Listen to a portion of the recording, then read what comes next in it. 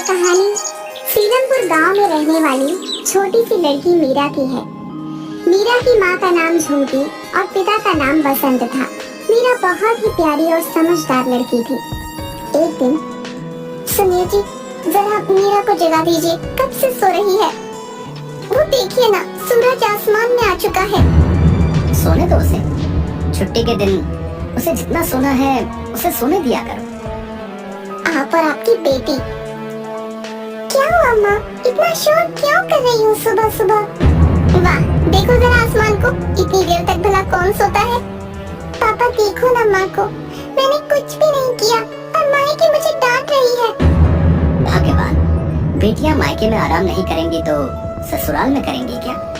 दिन भर या तो पढ़ाई या तो खेल, कम से कम छुट्टी के दिन तो मेरी मदद कर दिया करो। जिस दिन मर जाऊंगी तब पता चलेगा तुम्हें सुबह से लेकर शाम तक काम करना कैसा लगता है। और तुम दोनों छुट्टी के दिन जिस तरह आराम करते हो, कभी मुझे भी दे दिया करो छुट्टी। लेकिन नहीं, मैं तो इस घर की नौकरानी हूँ। गुस्सा क्यों होती हो? चलो, आज आपका सारा काम हम करेंगे, आप बस आराम करो। क्या पिताजी? ठीक है, चलो काम पर लग जाओ, मैं दिन का खाना बना देता हूँ। पिताजी, मैं बर्तन धो देती हूँ। इसके बाद मीरा और उसके पिता ने मिलकर सारा काम किया और खाना खाने के लिए बैठे। और भाग्यवान, कैसा लग रहा है? खुश तो हो ना तुम? गुस्सा ना किया करो। बिना गुस्से के अगर ये सब कर दिया करोगे तो गुस्सा करने की नौबत ही नहीं आएगी। माँ, अब से आपकी छुट्टी के दिन मैं मदद कर दिया करूँगी, ठीक है? चलो अब खाना खा लो, सब ठीक है। अच्छा सुनो मीरा, तुमने अपना गृह कार्य कर लिया? हाँ, वो तो मैंने कल ही कर लिया था। सही किया। रात को क्या बनाऊं? माँ, बड़े दिनों से मछली नहीं खाई, आज मछली बना दो ना। ठीक है, बाजार जाकर शाम को मछली ले आना, ताजी वाली, ठीक है? ठीक है। इसके बाद शाम को बसंत मछली बाजार गया और दो ताजी ताजी बड़ी बड़ी मछली लेकर आता है। रास्ते में चलते चलते उसे अपना दोस्त किशोर मिला। अरे किशोर, कैसे हो भाई? बड़े दिनों बाद दर्शन हो रहे हैं तुम्हारे। हाँ भाई, थोड़ा शहर गया था माँ की दवाई लेने। क्या हुआ? काकी ठीक तो है ना? हाँ थोड़ा ठीक है, बस बीपी बढ़ गया था माँ का। ध्यान रख माँ का। कोई भी मदद चाहिए होगी तो बताइए। तुमने इतना कह दिया, मेरे लिए इतना ही काफी है। अच्छा, अब मैं चलता हूँ भाई। ठीक है। इसके बाद बसंत अपने घर पहुंचा और अपनी पत्नी को मछली दे दी। झुमकी ने भी बड़े अच्छे तरीके से मछलियों को पकाया और सबको खाने के लिए बुलाया। सबके सब आ जाओ, गर्मा गर्म खाना तैयार है। आया भाग्यवान। माँ, खाना कहाँ है? तुमने हाथ धोए? अभी धोकर आई माँ। ये लड़की इतनी समझदार है, फिर भी इसे हमेशा बताना पड़ता है कि हाथ धोकर खाना खाना चाहिए। जाने दो ना, अभी छोटी है। आपके लाड़ प्यार ने तो बिगाड़ के रखा है इसे। आ गई ना, दे दो, बहुत भूख लगी है। ठीक है, ये लो, तुम्हारा बहुत मन था ना, तुम्हें जैसी पसंद है मैंने वैसी ही बनाई है। अरे वाह झुमकी, कभी डांटने लगती हो, फिर तुरंत प्यार भी करने लगती हो। आप नहीं समझेंगे, माँ की डांट में भी प्यार होता है। चाहती हूँ कि मेरी बेटी एक अच्छी इंसान के साथ साथ समझदार भी बने। अब हमेशा तो मैं उसके साथ नहीं रह सकती ना, एक दिन उसे सब कुछ खुद ही करना होगा। बस अभी से तैयार कर रही हूँ उसे। चलो अब खाना खाते हैं। इसके बाद सबने खाना खाया और सब सो गए। अगले दिन जब सब लोग उठ गए तो बसंत ने देखा कि झुमकी तो अभी तक सोई है। झुमकी, क्या हुआ? तबीयत तो ठीक है ना तुम्हारी? झुमकी, झुमकी। बसंत ने वेद को बुलाया। बेटा, झुमकी अब नहीं रही, तुम इसके अंतिम संस्कार की तैयारी करो। शरीर को इस तरह रखने से वो सड़ने लग जाएगा। हमारी झुमकी को क्या हुआ? भगवान, इस उम्र में ऐसा उसके साथ नहीं होना चाहिए था। उसकी इतनी छोटी सी बेटी का क्या होगा? अब ये बिन माँ की बेटी कैसे रहेगी? इसके बाद सब लोग झुमकी को लेकर गए और उसका अंतिम संस्कार किया। बेटा कुछ खा ले, कब तक इस तरह बैठी रहेगी? माँ को क्या हुआ था पिताजी? कल ही तो माँ इतना खुश थी, उन्होंने मेरे लिए मछली भी बनाई थी। भला रात ही रात में उनको क्या हो गया पिताजी? मुझे नहीं पता बेटी, तेरी माँ के जाने से मैं भी दुखी हूँ, पर मैं भी नहीं जानता कि अब मैं क्या करूँ। ये खा ले मीरा, आप भी खाना खा लो पापा। रात को दोनों जन रोते हुए खाना खाए और सो गए। अगले दिन सुबह बसंत ने खाना बनाया और आज मीरा भी जल्दी उठ गई थी, लेकिन मानो दोनों की जीने की आस ही कहीं न कहीं खत्म हो गई थी। प्रणाम भैया। प्रणाम। ये लीजिए, मैंने बनाया था, आप खा लीजिए। धन्यवाद बहन। बुरा ना मानो तो एक बात कहूँ भैया, मैं जानती हूँ इस समय ये बात आपको ठीक नहीं लगेगी, लेकिन मीरा का जरूर सोचिएगा भैया। आप दूसरा विवाह कर लीजिए। आप भला कब तक मीरा का ध्यान रखेंगे? धीरे धीरे मीरा जवान होगी, उसे माँ की जरूरत पड़ेगी। बहन, झुमकी के जाने के बाद दूसरी पत्नी के बारे में सोचना भी मेरे लिए पाप है। मुझसे ये नहीं होगा। भैया आप मीरा का सोचिए, वो अभी छोटी है, एक माँ का होना बहुत जरूरी है। अब बाकी आपकी इच्छा। वहाँ उसने अपनी मासूम बेटी मीरा को देखा। मीरा, तुम कब तक ऐसे ही बैठी रहोगी? जाओ, अपने दोस्तों के साथ खेलने चली जाओ। नहीं पापा, मेरा मन नहीं है। उसी तरह कई दिन बीतने लगे। बसंत से अपनी बेटी का ये हाल देखा नहीं जा रहा था। उसने फैसला किया कि वह दूसरी शादी करेगा और मीरा को एक नई जिंदगी देगा। तुम ठीक कह रही थी। जब से झुमकी गई है, मीरा उदास बैठी रहती है। मैं इस तरह उसको मायूस नहीं देख सकता। अगर मेरी शादी करने से मीरा को एक माँ मिल जाएगी, शायद इससे उसके जीवन से उदासी चली जाएगी। हाँ भैया, मुझे भी मीरा की परवाह है, वो अभी छोटी है। आप चिंता मत करिए, मैं देखती हूँ। मुझे जैसे ही कोई आपके परिवार के लायक मिलेगी तो आपको बताऊंगी। भैया, मैंने आपके लिए एक रिश्ता ढूंढा है, आप एक बार उसे देखने चले जाइए, क्या पता कुछ बात बन जाए। उसके बाद बसंत नीलम नाम की एक स्त्री को देखने के लिए चला गया।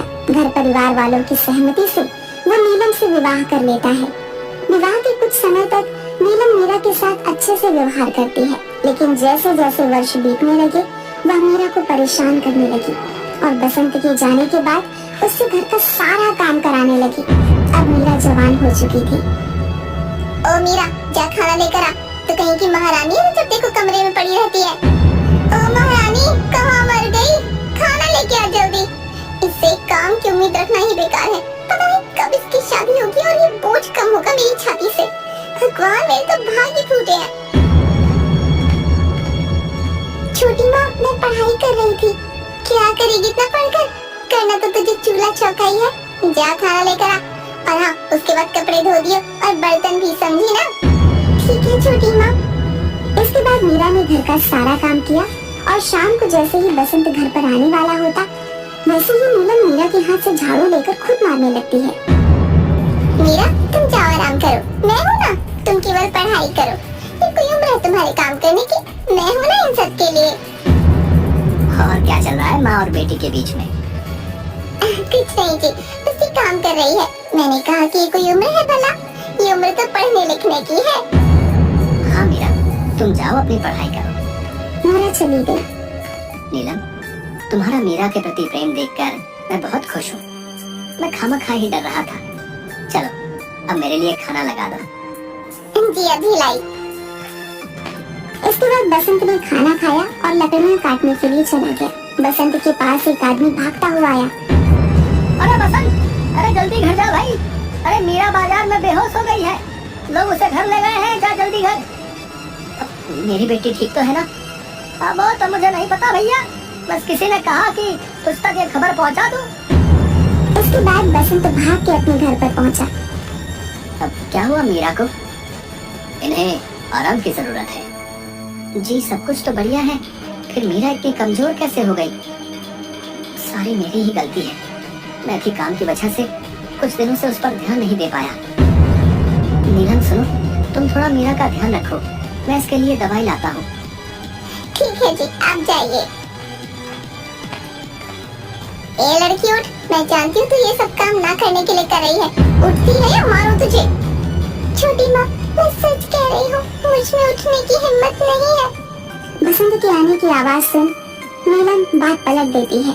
अरे मैंने बोला ना तू बैठ जा। अरे मीरा, तू बैठ जा मेरी बच्ची, तेरी तबीयत वैसे ही खराब है। ये ले, ये जूस पी ले, थोड़ा बेहतर महसूस करोगी। चुपचाप पियो इसे और लेट जाओ। आज तुम कुछ काम नहीं करोगी, समझी? आप बैठिए, मैं कुछ लेकर आती हूँ आपके लिए। ठीक है, लाओ। इसके बाद बसंत मीरा का बहुत ध्यान रखने लगता है। कुछ दिनों में मीरा ठीक हो जाती है। एक दिन उनके घर में रोहित नाम का एक लड़का आता है। प्रणाम चाचा। प्रणाम रोहित बेटा। चाचा जी, वो मीरा कैसी है?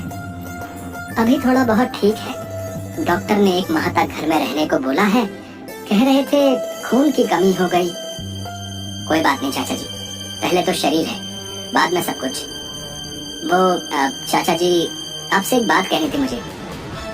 क्या बात है बेटा? वो चाचा जी, मुझे मीरा पसंद है। अगर आपको एतराज ना हो तो मैं अपने घर वालों को रिश्ते की बात करने के लिए बोलना चाहता हूँ। मैं तुम्हारे पिताजी को जानता हूँ बेटा, वो एक अच्छे इंसान है। मुझे अच्छा लगा कि तुम मेरे सामने अपनी बात लेकर आए। चाचा जी, आप एक बार मीरा से भी पूछ लीजिएगा कि वो ये शादी करना चाहती है या नहीं, क्योंकि मैं उस पर जबरदस्ती ये रिश्ता नहीं थोपना चाहता। इसके बाद रोहित वहाँ से चला गया। रात को बसंत ने मीरा से रोहित के बारे में बात की। बेटा, तुम्हें रोहित कैसा लगता है? क्यों पिताजी, आप ये सब क्यों पूछ रहे हो? आज रोहित घर आया था रिश्ते की बात लेकर। देखो बेटा, मुझे रोहित पसंद आया, लेकिन अगर तुझे रोहित पसंद नहीं है तो कोई बात नहीं।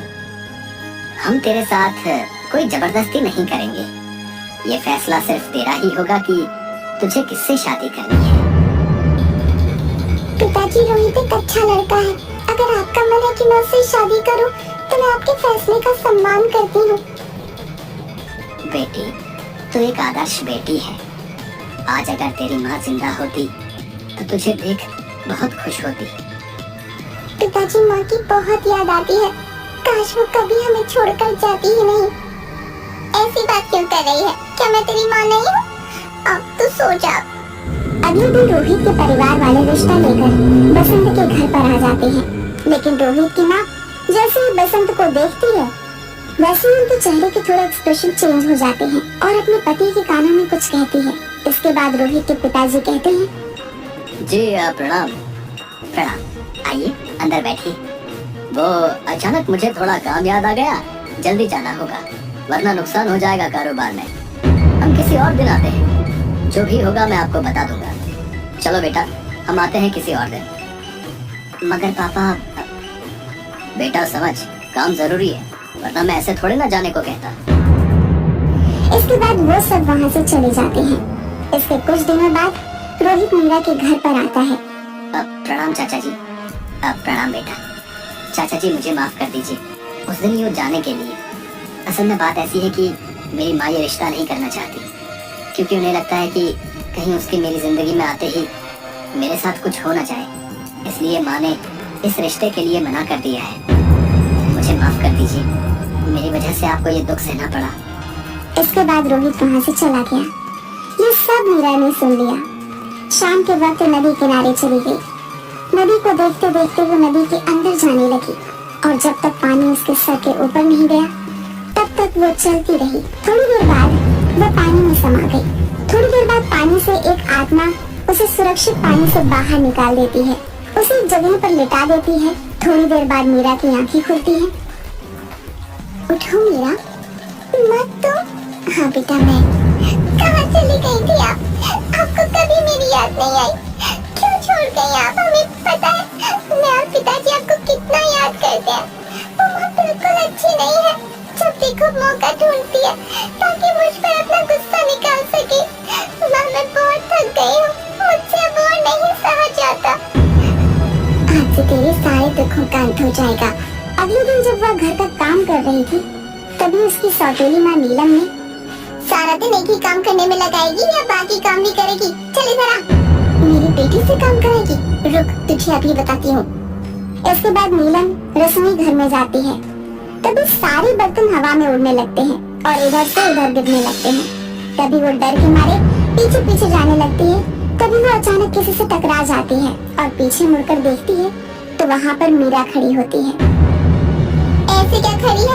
पागल सी ने डरा दिया मुझे। ये सब पक्का तूने किया है। रुक जा, तुझे बताती हूँ अभी। वो सामने रखा एक डंडा उठाती है और जैसे ही मारने वाली होती है तभी मीरा वो डंडा पकड़ लेती है और उल्टा उससे ही मारने लगती है और थोड़ी देर बाद वहाँ से चली जाती है। अरे मार डाला, न जाने कौन सा भूत चढ़ के महारानी पे मार डाला। इसको तो मैं बताऊंगी, रुक तो। इसके कुछ दिनों बाद मीरा जब थक हार कर जंगल से वापस घर आती है तभी उसकी सौतेली माँ नीलम उसको देख लेती है और रसोई घर में बचा कुचा सारा खाना छिपाकर उसके लिए कुत्ते को दिया हुआ खाना वहाँ से उठाकर रसोई घर में रख देती है और छुप जाती है। इसके बाद मीरा खाना खाने के लिए जैसे ही बैठती है मीरा को गुस्सा आने लगता है और वो तभी अपना हाथ उठाती है और उसकी सौतेली माँ नीलम हवा में उड़ते हुए उसके सामने आ जाती है। तू ऐसे नहीं सुधरेगी ना? कुत्ते का खाना खाना चाहती है इसको? रुक, तुझे अभी बताती हूँ। इसके बाद वो उसे ठूस ठूस कर सारा खाना खिला देती है। इसके बाद मीरा वहाँ से चली जाती है। मैं समझ गई हूँ, इसके शरीर में कोई भूत घुस गया है।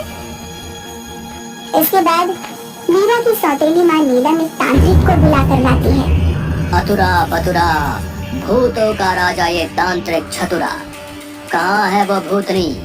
उसकी चोटी पकड़ के उसे इस घर से बाहर फेंक दूंगा।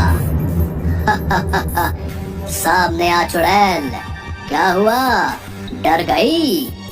जल्दी मेरे सामने आ जा। मेरा जितना वक्त खराब करेगी उतना पछताएगी। मेरी चोटी पकड़ेगा, फेंकेगा ना तू? पूरी जिंदगी भर आज के दिन को कोसेगा। अतुरा भतुरा, आज तो मारा गया रे तांत्रिक छतुरा, भागो। मीरा तांत्रिक को पकड़ पकड़ के मारती है। इसके बाद तांत्रिक वहाँ से भाग जाता है और नीलम वहाँ पर अकेली रह जाती है। जैसे ही नीलम वहाँ से भागने की कोशिश करती है दरवाजा अपने आप बंद हो जाता है और मीरा के शरीर से उसकी माँ की आत्मा बाहर निकलती है और नीलम को बहुत मारती है। ओ कौन तुम? हमारे पीछे क्यों पड़ी हो? हमने क्या बिगाड़ा है तुम्हारा? क्या बिगाड़ा है? तेरे साथ करके बताओ जो तूने मेरी मासूम बेटी के साथ किया है। बोल, मुझे माफ कर दो। माफ कर दो तुझे? क्या लगता है वो सब मैं भूल जाऊंगी? तू भी वो दर्द सहेगी जो मेरी बेटी ने सहा, समझी?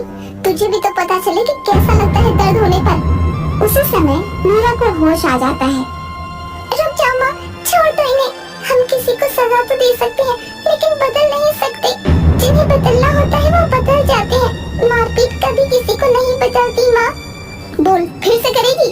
नहीं, मैं सच में नहीं करूँगी। मैंने जो भी किया उसके लिए मुझे माफ कर दो। मीरा, इसकी बातों में मत आ, ये मगरमच्छ के आंसू हैं।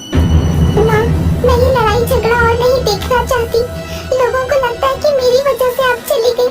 एक लड़के ने मुझसे शादी करने से मना कर दिया क्योंकि उसके परिवार वालों को लगता है कि मेरे उनके परिवार में आने से उनके परिवार वालों को खतरा होगा। छोटी माँ को लगता है कि मेरी वजह से वो कभी माँ नहीं बनी। जब सबके दुखों की वजह मैं हूँ तो इन्हें सजा देकर क्या फायदा? नहीं बेटा, ऐसी बातें मत सोच। इस दुनिया में जिसके साथ जो कुछ भी होता है उसके पीछे एक कारण होता है। भले ही उस वक्त वो कारण हमें समझ ना आए लेकिन एक दिन जरूर समझ आ जाता है। क्या एक दिन मेरे साथ सब ठीक हो जाएगा माँ? मैं थक चुकी हूँ इस रोज रोज की चीजों से। हाँ बेटा, अब तेरे साथ सब ठीक हो जाएगा। मुझे माफ कर दे मीरा। तुम्हारे पिताजी नहीं चाहते थे कि तुम्हारे हिस्से का प्यार किसी और को मिले, इसलिए उन्होंने कभी दूसरे बच्चे के बारे में सोचा तक नहीं। माँ ना बनने की वजह से मेरी तकलीफ तुम्हारे लिए नफरत में बदल गई। मुझे हमेशा मेरा दर्द तो देखा लेकिन तेरा दर्द नहीं देख पाई। एक मौका दे कि मुझे। मैं हमेशा से जानती थी कि आप मुझसे इतनी नफरत क्यों करती हो, इसलिए कभी पिताजी को इन सब के बारे में नहीं बताया। तुझसे जितनी माफी मांग लूं ना उतनी कम है। मैं तुमसे दिल से माफी मांगना चाहती हूँ बेटा। अब से तुम्हें मेरी वजह से कोई तकलीफ नहीं होगी। मैं अब इस घर में और रहकर तुम लोगों को तकलीफ नहीं देना चाहती। इसके बाद मीरा की माँ मीरा को अपना आशीर्वाद देकर वहाँ से चली जाती है। अब मीरा और उसकी सौतेली माँ नीलम खुशी खुशी दोनों एक साथ रहने लगते हैं